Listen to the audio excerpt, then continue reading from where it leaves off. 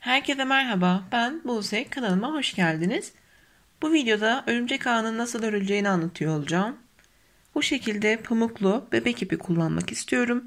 Amigurumi ipi olarak geçiyor.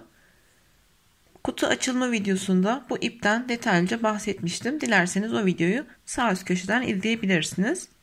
İpime uygun olarak 4 milimetrelik tığ kullanmak istiyorum. Ama bu ipinizin çeşidine ve elinizin ayarına göre değişiklik gösterebilir. Sihirli halka yaparak motifimize başlıyoruz. Bu şekilde parmağıma doladım. Kilitledim ve üzerine 3 tane daha zincir yapıyorum. Model ikili trabzanlardan oluşacak. Bu zinciri de trabzan olarak saymak istiyorum. Trabzan yapmak için ip tığın üzerinde boşluğa batıyorum, ilmek çıkardım. İkisini ördüm. Daha sonra ikisini ördüm. Bir zincir. Tekrar ip tığın üzerinde boşluğa batıp ilmek çıkardım. İlmeğin ilk ikisini ördüm. Daha sonra ikisini. Çok sıkı bir örgü olsun istemediğim için bol tutarak örüyorum. Bir zincir. Tekrar. Bu şekilde toplamda 12 tane ilmeğim olacak. Zinciri de bir ilmek olarak saydığım için aslında 11 tane ikili trabzan yapmış olacağım.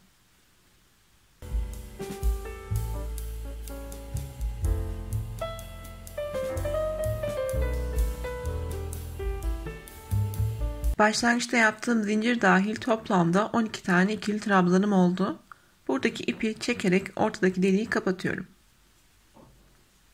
En son bir zincir yapmıştım. Başlangıçta çektiğimiz zincirin üçüncüsüne kayma dikişi yaparak sırayı kapatıyoruz. 1, 2, 3. İlmek çıkardım ve kayma dikişi. Yeni sıraya geçiş yaparken 5 tane veya 6 tane zincir çekeceğiz. Anlatacağım onu. 1, 2, 3, 4, 5, 6. Genelde ilk 2 veya 3 zincir eşittir ikili trabzan. Ben bol ördüğüm için 3 tane zinciri ikili trabzan olarak saymak istiyorum. Ama siz daha sıkı örüyorsanız 2 tane zinciri trabzan olarak sayabilirsiniz. Üzerine çekeceğimiz zincir ise aradaki zinciri temsil edecek. 1, 2, 3 zincir bir trabzan olarak sayılacak. Sonraki 3 zincir ise aradaki zinciri temsil edecek. Model hep ikili trabzandan oluşacağı için ip her zaman tığın üzerinde olacak örerken. Yanındaki trabzana geçiş yapıyorum. İkili trabzan. 3 zincir. Tekrar yanındaki trabzanın hemen üzerine batıyorum. İkili trabzan. 3 zincir. Bu şekilde sıra sonuna kadar devam ettireceğim.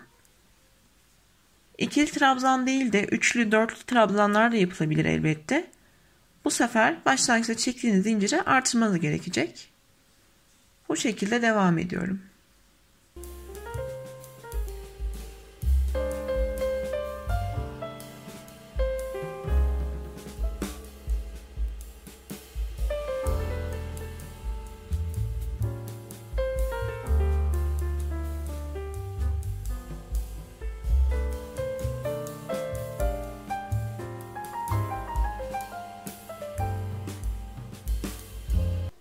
İkinci sıramın sonundayım.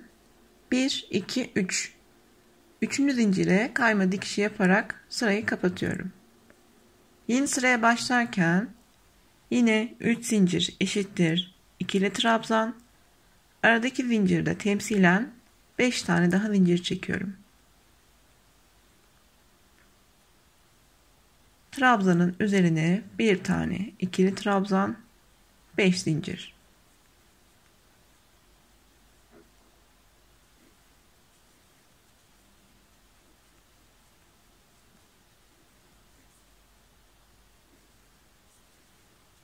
Bu sıra bu şekilde ilerleyecek.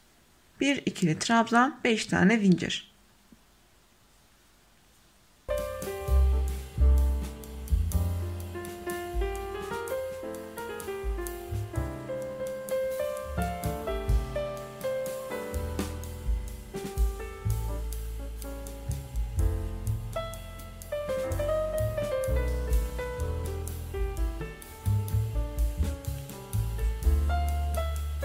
Üçüncü sıranın sonundayım. En son 5 zincir yaptım. 1, 2, 3. Üçüncü zincire kayma dikişi yaparak sırayı kapatıyorum.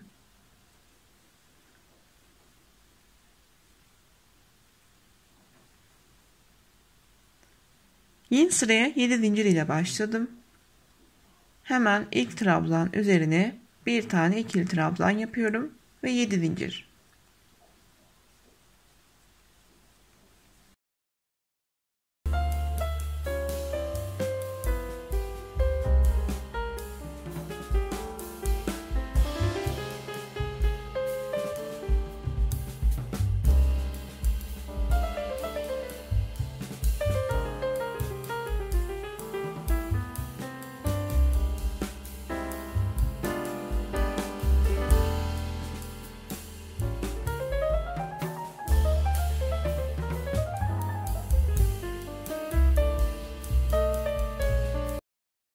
Dördüncü sıranın sonundayım. 1, 2, 3. Üçüncü zincire kayma dikişi yapıyorum.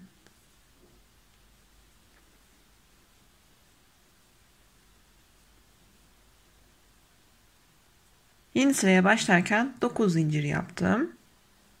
Yanındaki trabzana ikili trabzan yapıyorum.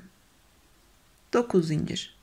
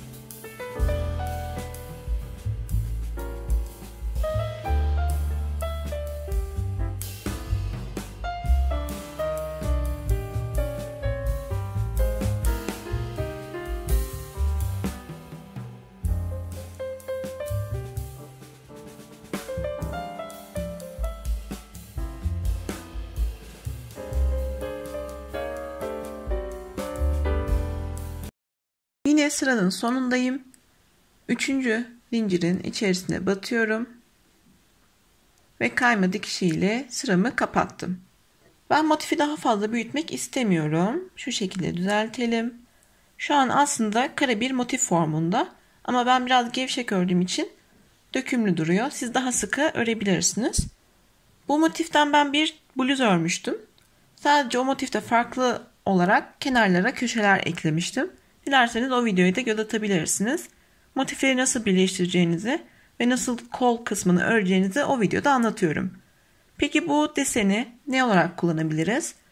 Dilerseniz daha sıkı örerek dediğim gibi bardak altlığı yapabilirsiniz. Dekoratif ürün olarak kullanabilirsiniz. Zaten Cadılar Bayramı da yaklaştı.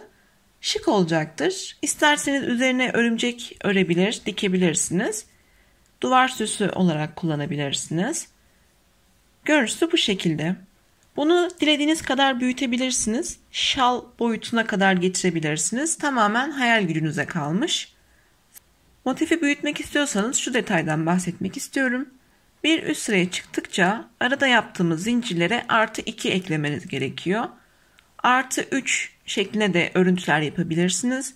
Ben bu şekilde artı 2 ekleyerek motifimi büyüttüm. Umarım anlaşılır ve keyifli bir video olmuştur. Videoların devamı için kanalıma abone olabilir, bildirimleri açabilirsiniz. Bir sonraki videoda görüşmek üzere. Hoşça kalın.